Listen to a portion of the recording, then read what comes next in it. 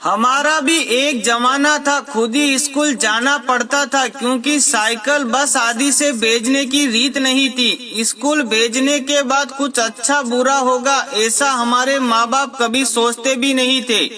उनको किसी बात का डर भी नहीं होता था। पास ना पास यही हमको मालूम था। परसेंटेज से हमारा कभी संबंध ही नहीं था। ट्यूशन लगाई है ऐसा बताने में भी शर्म आती थी क्योंकि हमको डपोर संघ समझा जा सकता था। किताबों में पीपल के पत्ते, विद्या माता के पत्ते, मोर पंख रखकर हम होशियार हो सकते हैं ऐसी हमारी धारणाएं थी। कपड़े की थैली में, बस्तों में और बाद में एल्यूमिनियम की पेटी में किताबें कॉपियों को बेहतरीन तरीके से जमा कर रखने में हमें महारत हासिल थी।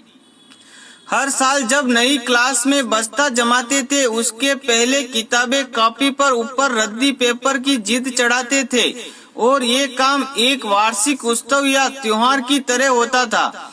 साल खत्म होने के बाद किताबें बेचना और अगले साल की पुरानी किताबें खरीदने में हमें किसी प्रकार की शर्म नहीं होती थी क्योंकि तब हर साल नई किताबें बदलती थी और ना ही पाठ्यक्रम।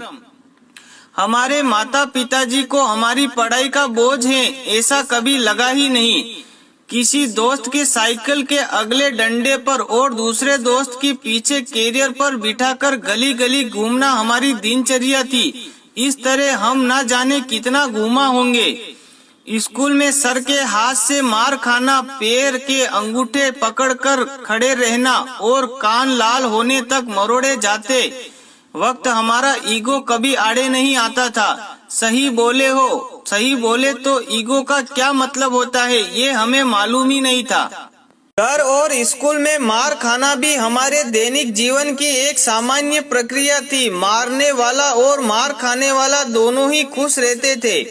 मार खाने वाला इसलिए क्योंकि कल से आज कम पीटे हैं और मारने वाला इसलिए कि आज फिर हाथ धो लिए।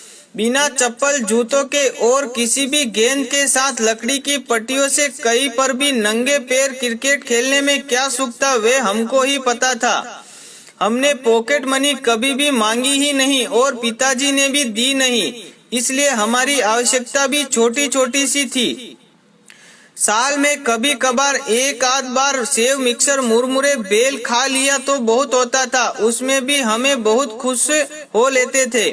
छोटी मोटी जरूरतें तो घर में ही कोई भी पूरी कर लेता था क्योंकि परिवार संयुक्त होते थे। दिवाली में लौंगी पटाखे की लड़ को छूटा करके एक एक पटाखा फोड़ते रहने में हमको कभी अपमान नहीं लगा।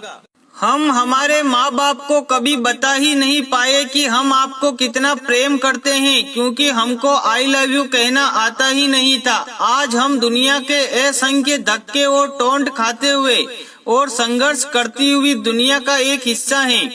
किसी को जो चाहिए था वह मिला और किसी को कुछ मिला कि नहीं क्या पता। स्कूल की डबल ट्रिपल सीट पर घूमने वाले हम और स्कूल के बाहर उस हाफ पैंट में रहकर गोली टोपी बेचने वाले की दुकान पर दोस्तों द्वारा खिलाए पिलाए जाने की कृपा हमें याद है।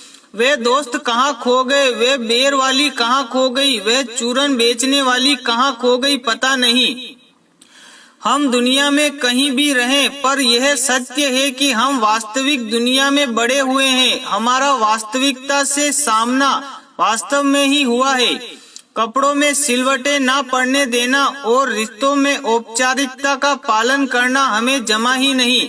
सुबह का खाना और रात का खाना, इसके सिवा टिफिन में क्या था हमें मालूम ही नहीं है। हम अपने नसीब को दोष नहीं देते। जो जी रहे हैं वे आनंद से जी रहे हैं और यही सोचते हैं और यही सोच हमें जीने में मदद कर रही है। जो जीवन हमने जिया उसकी वर्तमान से तुलना हो ही नहीं सकती। हम अच्छे थे या बुरे नहीं मालूम पर हमारा भी एक जमाना था। दोस्तों, कहानी अच्छी लगी हो तो कमेंट में जरूर बताएं और कहानी को ज्यादा से ज्यादा शेयर करें। फिर मिलेंगे एक छोटी सी प्रेरणादायक कहानी के साथ। जय हिंद, जय भारत, जय श्री राम। हर हर महादेव।